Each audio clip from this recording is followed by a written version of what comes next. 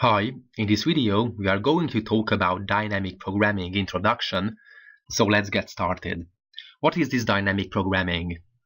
Dynamic programming, or also DP, is a method for solving a complex problem by breaking it down into a collection of simple subproblems.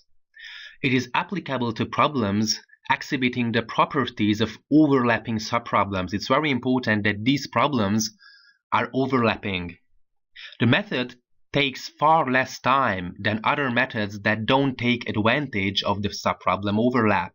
For example, depth-first search is a method like this. It is not going to bother about overlapping subproblems.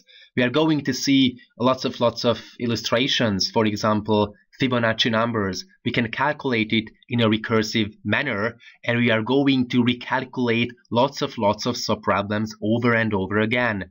While on the other hand, with dynamic programming, we can eliminate these steps. We need to solve different parts of the problem. These are called subproblems, plus combine the solutions of the subproblems to reach an overall solution. So we solve each subproblems only once, and thus we reduce the number of computation. And how are we able to do it? With the help of the so-called memoization.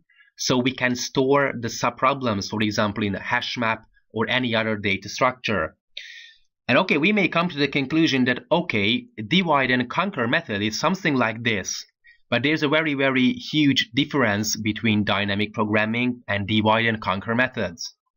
Several problems can be solved by combining optimal solutions to non-overlapping subproblems.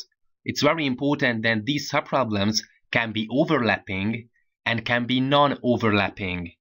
And if these subproblems are non-overlapping, this strategy is called divide and conquer. And this is why merge sort and quicksort are not classified as dynamic programming problems.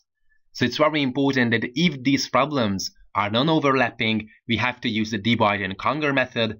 And if these problems are overlapping, we have to use definitely dynamic programming and memoization. And that's what we are going to talk about in the coming videos. Thanks for watching.